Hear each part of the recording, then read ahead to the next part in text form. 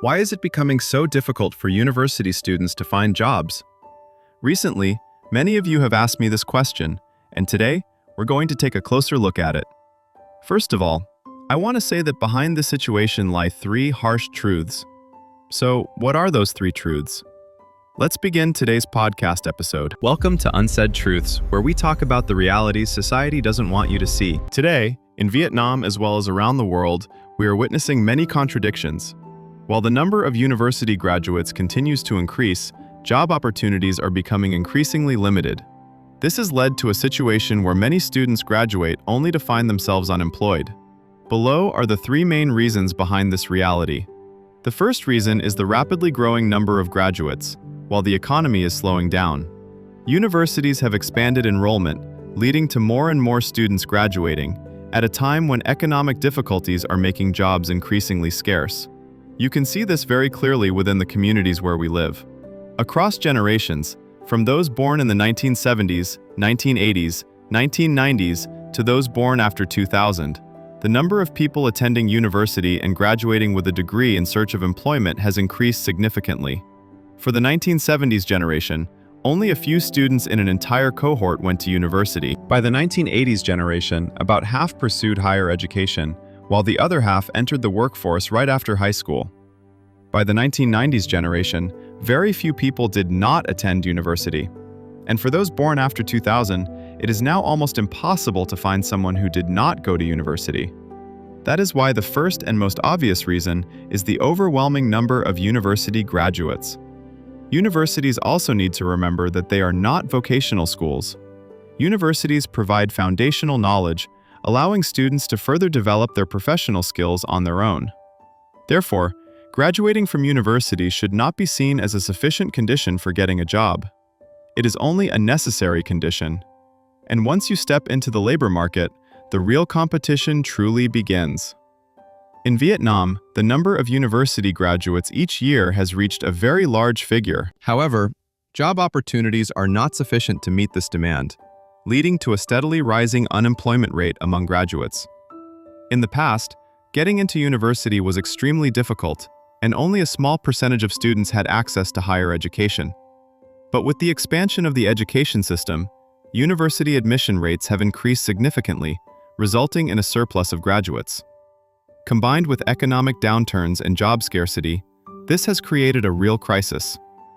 The second reason is the imbalance in how social resources are allocated. Many professions that society genuinely needs fail to attract newly graduated students. For example, while factories require a large workforce and offer relatively high income, many young people are unwilling to work in these environments. Many still believe that office jobs or positions in large corporations are more desirable, while factory work is seen as lacking status and falling short of expectations. In addition, long working hours and demanding labor conditions also discourage many young people from choosing this path.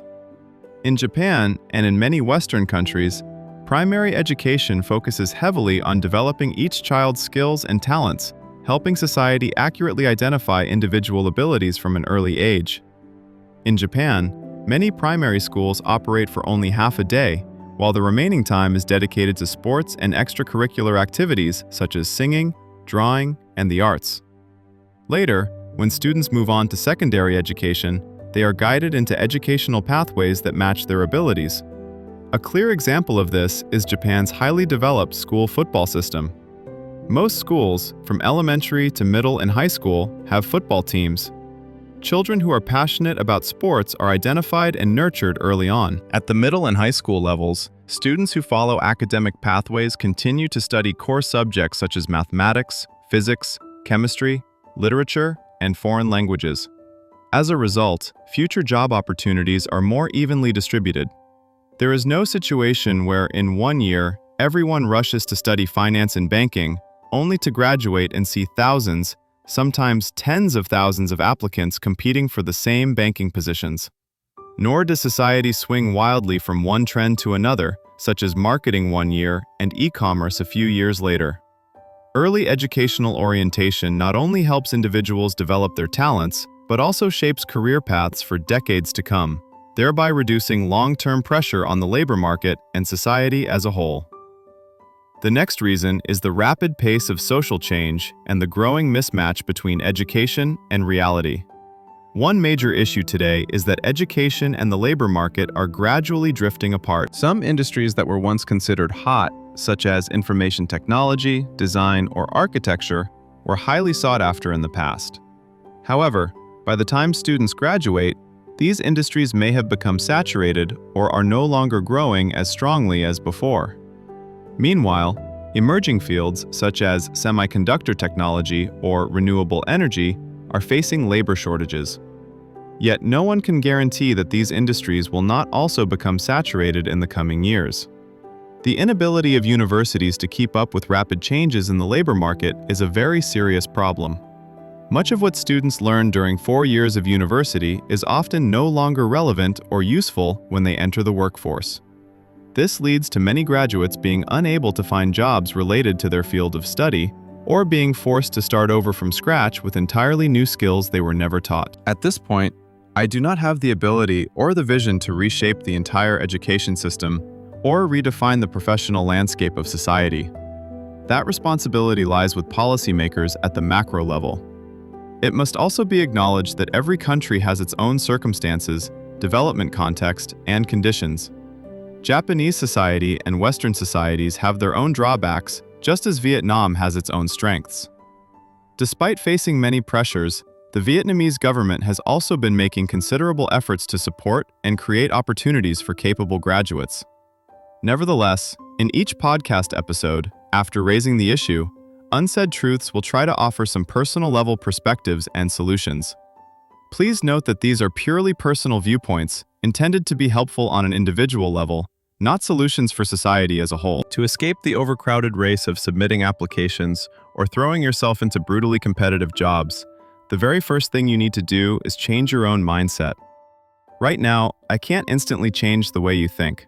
Completely reshaping someone's perspective in just one podcast episode is extremely difficult. All I ask is that you listen, feel, and take away at least one piece of advice from this episode. That alone would already be a success. First, you need to let go of the idea that going to university automatically gives you a superior advantage in the job market. Remember the first reason I mentioned earlier? Graduating and holding a university degree is only a necessary condition, not a sufficient one. And the moment you leave the classroom, you immediately enter a competition with millions of other people on the path of finding work and earning money. So, to sum it up, a university degree is not a passport. It is simply a profile that shows what kind of knowledge you have been exposed to in society. If you want to earn money, you need to learn hard skills. Skills can be divided into 3 categories. Hard skills account for 40%, soft skills account for 40%, and tool skills make up the remaining 20%. To explain more clearly, hard skills are professional and technical skills that can be measured, evaluated, or formally trained. These are skills you acquire through school, training programs, or specific work experience. The defining feature of hard skills is that they can be quantified and tested, for example through exams or certifications. They are easily documented through diplomas, degrees, or certificates, and they are often the basic requirement for performing a specific job, such as video editing, car repair, accounting, or finance and banking. Soft skills, on the other hand, are personal and social abilities that help you work effectively in a group environment, handle situations, and communicate with others. They reflect how you behave and respond, rather than just what you know professionally. Soft skills are difficult to measure and are usually assessed through observation or feedback. They are closely tied to personality, attitude, and life experience, and they play a decisive role in long-term career growth and sustainable success. Examples include effective communication, teamwork and collaboration, time management, critical thinking and problem-solving, adaptability, stress tolerance, as well as leadership and people management skills. Finally, there are tool skills.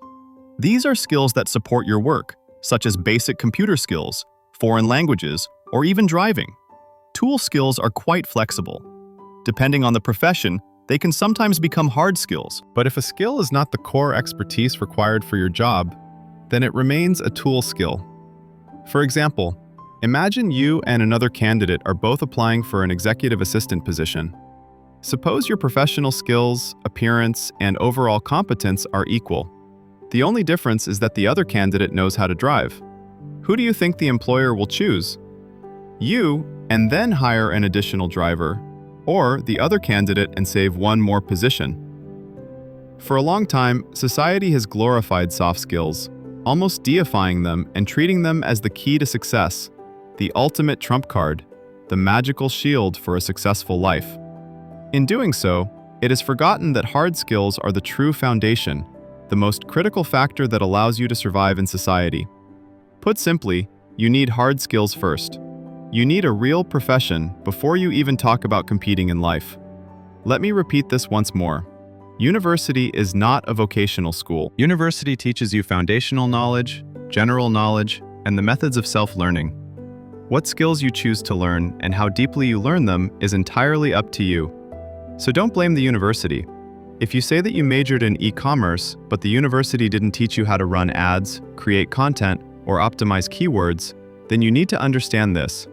The university taught you how the economy operates, how digital payments integrate into daily life, and how e-marketing has changed the world. That is the true value of a university education. If you want to be able to do the job, you must take responsibility for self-learning. Spend less time watching movies, playing games, or partying, and invest that time in building a set of hard skills. Put simply, learn a real trade. Today, there are countless skill training courses available online, many of them costing very little, or even completely free. After that, find a suitable part-time job so you can accumulate both experience and income at the same time. Learn to value your time.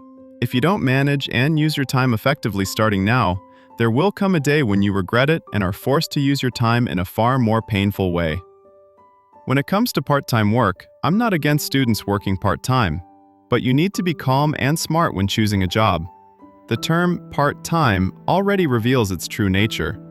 If you are not under extreme financial pressure with no other options, take a step back and choose a part-time job that actually supports your long-term goals and career path. If you want to become an advertiser, a marketing specialist, or a banking professional, ask yourself this: what skills or experience can you really gain from waiting tables in a restaurant or serving coffee in a cafe? On the other hand, if you plan to open a shop, run a beverage business, or pursue a career in the F&B industry in the future, then I have no objection at all. In fact, I would even encourage you to explore it early.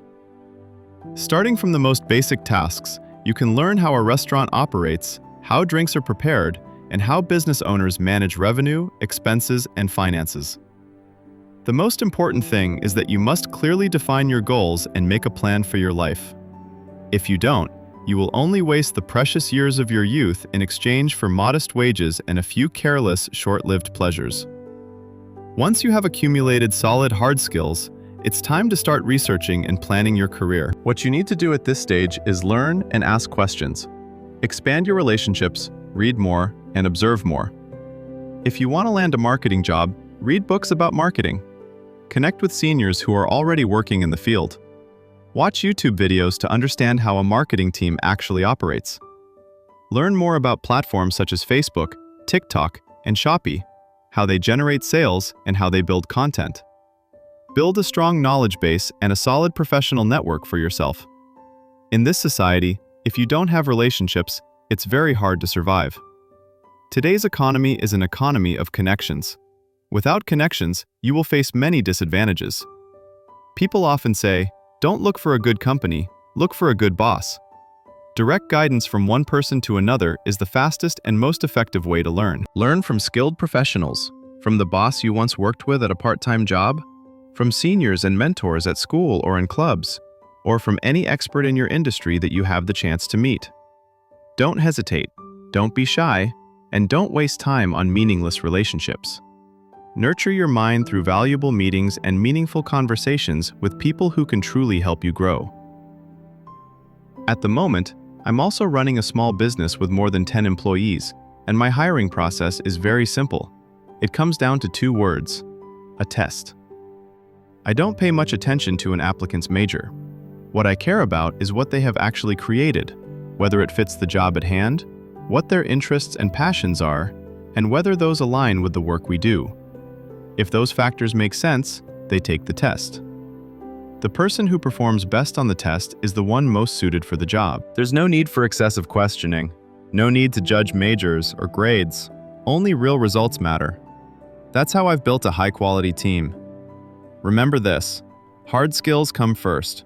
If your hard skills are strong, you've already secured about 70% of your advantage. Don't rush into the countless superficial soft skill courses out there. When your hard skills aren't strong enough yet, focus on building a concrete profession so you can support yourself. With solid hard skills, you may not be rich right away, but you will never end up trapped with no way forward. Finally, society's resources are limited, and so are opportunities. Don't waste your time any longer. Build your dreams and your career. Prepare a strong personal profile. Whether you're a first-year student, a second-year student, about to graduate, or even someone who has already been working for a few years but still feels lost, don't worry too much. You only truly worry when you know deep down that you're not good enough yet. And remember this, you are the strictest and fairest recruiter of your own life. Don't be afraid. Be strong. Be proactive. Thank you for listening to today's podcast episode. If this content brought value to you, don't hesitate to leave a like, share it, and subscribe to the channel. In the future, there will be many more podcast episodes that can support you on your personal development journey. And now, goodbye, and see you next time.